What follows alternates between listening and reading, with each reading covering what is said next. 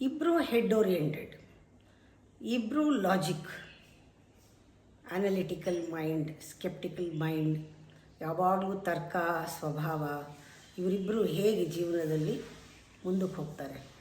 Parallel ಲೈನಲ್ಲೇ ಹೋಗಬೇಕು ಅವರು. ಯಾವತ್ತೂ ಮೀಟ್ ಆಗೋದು ಬಹಳ ಕಷ್ಟ. ಒಬ್ಬರು ಎಮೋಷನಲ್ಲಾಗಿ, ಒಬ್ಬರು ಲಾಜಿಕಲ್ಲಾಗಿ. ಎಮೋಷನಲ್ಲಾಗಿ ಒಬ್ಬರು ಲಾಜಿಕಲ್ಲಾಗಿದ್ದರೆ ಝಿಗ್ಝ್ಯಾಗಲ್ಲಿ ಹೋಗ್ತಾರೆ. ಅದು ಮೀಟ್ ಆಗೋದು ಸ್ವಲ್ಪ ಕಷ್ಟನೇ. ಇಬ್ಬರು ಎಮೋಷನಲ್ ಆಗಿದ್ದರೆ ಸ್ಪೈರಲ್ಲಾಗಿ ಹೋಗ್ತಾರೆ. ಹೀಗೆ ಇಬ್ಬರು ಎಮೋಷನಲ್ ಆಗಿದ್ದರೆ, ಇಬ್ಬರು ಲಾಜಿಕಲ್ ಆಗಿದ್ದರೂ ಕಷ್ಟ. ಒಬ್ಬರು ಎಮೋಷನ್ ಒಬ್ಬರು ಲಾಜಿಕ್ ಇದ್ದರೂ ಕಷ್ಟ, ಇಬ್ಬರು ಎಮೋಷನ್ ಇದ್ದರೂ ಕಷ್ಟ.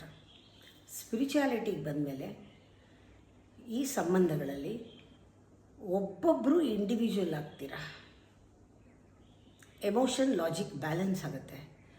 ಇಬ್ಬರು ಸ್ಪಿರಿಚುಯಾಲಿಟಿನಲ್ಲಿರೋರು, ಸಾಧನೆ ಮಾಡ್ತಾ ಇರೋರು, ಅಂತಃಸಾಧನೆ ಮಾಡ್ತಾ ಇರೋರು, ವಿವೇಕ ಇರೋರು ಬ್ಯಾಲೆನ್ಸಲ್ಲಿರ್ತಾರೆ. ಇಬ್ಬರು ಬ್ಯಾಲೆನ್ಸಲ್ಲಿ ಇದ್ದಾಗ ಆ ಸಮಾಗಮ ಆಗುತ್ತೆ.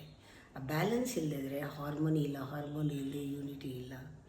ಹೀಗೆ ಜೀವನ ಆಗಬೇಕಾದ್ರೆ ಇಬ್ಬರೂ ಇಂಡಿವಿಜುವಲ್ ಆಗಿರಬೇಕು. ಇದು 50-50 ಅಲ್ಲ, 100-100, 200% ಪರ್ಫೆಕ್ಟ್.